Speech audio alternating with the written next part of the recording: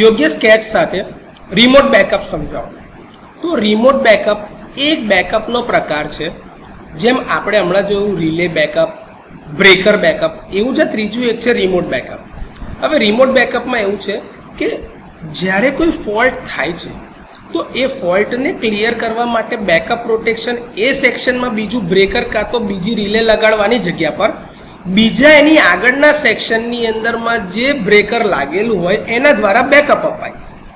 તો એ સમજવા માટે જો અહીંયા આગળ આ એક સ્ટેશન તમારું બી છે, જ્યાં આગળ એક ફોલ્ટ થયો છે આ ફીડર લાઇન એ ઉપર. આ ફોલ્ટને ક્લિયર કરવા માટે આ બ્રેકરને 0.1 સેકન્ડમાં ઓપરેટ થવાનું છે.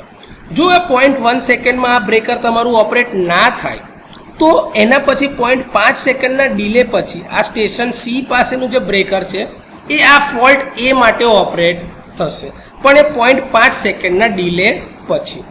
હવે કોઈ કારણથી જેમ કે કાં તો બ્રેકરની ટ્રીપ કોઇલ જામ થઈ ગઈ, કાં તો બ્રેકરના કોન્ટેક્ટ જામ થઈ ગયા, રિલેનું સેટિંગ ખોટું છે, કોઓર્ડિનેશન બરોબર નથી કરાયું, કાં તો કોઈ બી એક્સટર્નલ પેરામીટરના કારણે ધારો કે આ બ્રેકર ઓપરેટ નથી થતું, પ્રાઇમરી પ્રોટેક્શન ફેલ જવાના સાથે સાથે આ પણ ફેલ જાય, તો એના પછીનું આ જે બ્રેકર છે એ 1 સેકન્ડ પછી આ ફોલ્ટ માટે ઓપરેટ થશે. એટલે કે રિલેના પ્રાઇમરી પ્રોટેક્શનનું આ બેકઅપ અને આ એનું પણ બેકઅપ. તો આ રીતે રિમોટ બેકઅપ આપવામાં આવે છે, જેમાં એક જ સેક્શનના ફોલ્ટ માટે એના એડજસન્ટ સેક્શનમાં ગ્રેડિંગ કરીને પ્રોટેક્શન આપવામાં આવે છે અને એના આગળનું સેક્શન જે ઓપરેટ થશે બ્રેકર એ એક્ઝેક્ટ થોડાક ટાઈમ ડીલે પછી થશે. તો આ ડેડિકેટેડ ટાઈમ ડીલે પછી ઓપરેટ થાય છે એને રિમોટ બેકઅપ કહેવામાં આવે છે, કારણ કે આ જે બેકઅપ છે એના પોતાના ઝોન કાં તો સેક્શનમાં હોતા નથી, એ દૂરથી એને બેકઅપ આપે છે, એટલે એને રિમોટ બેકઅપ કહેવાય છે. હવે આમાં ઓછામાં ઓછા એક જ બ્રેકરથી તમે પ્રોટેક્શન આપી શકો છો.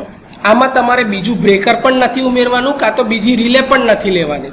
તો આ સૌથી કોસ્ટ ઇફેક્ટિવ સિસ્ટમ છે અને રિલાયબિલિટી વધારે એવી છે, કારણ કે એક પ્રોટેક્શન ફેલ જાય તો એનું બેકઅપ છે અને એ પણ જો ફેલ જાય તો એનું પણ બીજું એક બેકઅપ છે.